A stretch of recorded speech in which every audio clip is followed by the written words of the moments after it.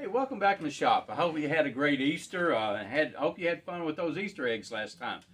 This time we're going to turn a little tea light holder out of a piece of walnut. We'll make a little vase. There's several tools that we'll be using. One probably be the bowl gouge. We'll definitely use the skew on that tenon on the back. The one we always use is the parting tool. And then we'll probably use this roughing gouge to rough this block of wood down. And then we got this little detail gouge. That's the tools that we'll probably be using today, and we might pick up another one just in case. It depends on the style that we decide to turn. So thank you for joining me. I'll see you at the lathe. Okay, we're here at the lathe, and I got this block of walnut chucked up. First thing I'm going to do is round this thing out with my roughing gouge, and then I'll put a tenon on one end and we'll put it on a chuck so we can hold it. That way we can cut down into it to accept the light.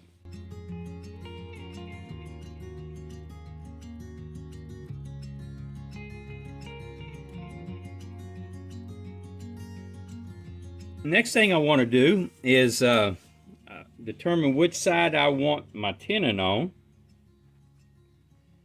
And I think I'll put it on this side. I'm flattening out the bottom.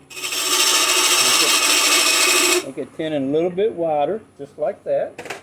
Then I'll come in with my skew.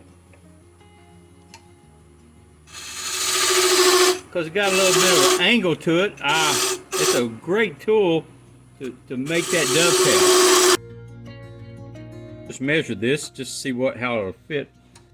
And it'll fit in there perfectly. So now we can take this out, and I'll be right back and we'll get this mounted in the chuck. I've got my chuck on here, and I've got that tenon up into the chuck, and the first thing I'm going to do is flatten this top, and I'll do that with this square nose scraper here, easy wood tool. I've got calipers, and I've measured this. Okay, now I need to transfer that measurement to the block of wood. I got to stay outside that line because that's how the hole that we're going to cut in there to accept that candle has got to be at least that big around. Now we can take the bowl gouge and let's start making a shape on this thing.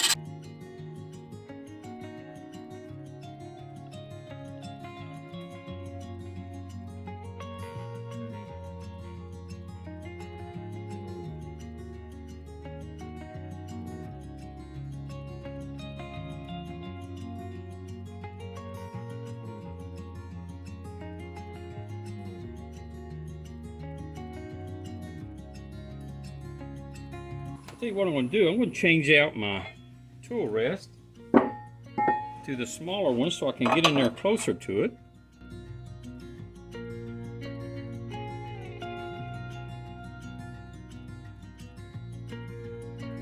Now, let me slide this tailstock back and go back to my other tool rest. And I want to just kind of dig down in there a little bit. Go back and get my calipers. And I can see that I got to go a little bit more because it's not going to fit down in there yet. Might be enough. Oh yeah, that'd be good. Sand the whole thing off camera. And I'm using a 150 sandpaper right now, starting out. I just sand the outside, just like that.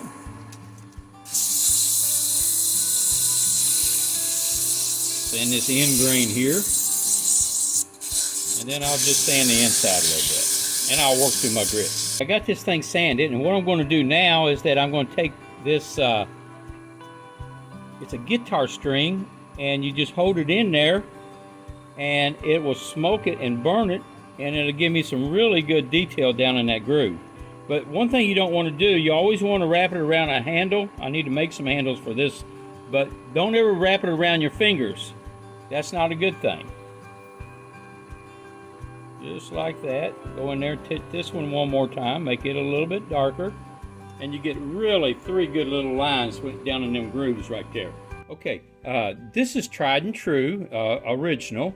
This is a very good finish. It's a food safe. It's linseed oil and beeswax, all it is.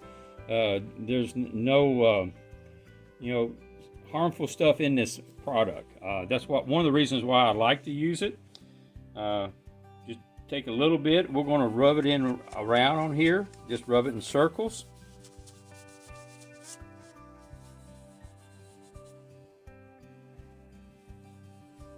Just go on and coat the whole thing with it.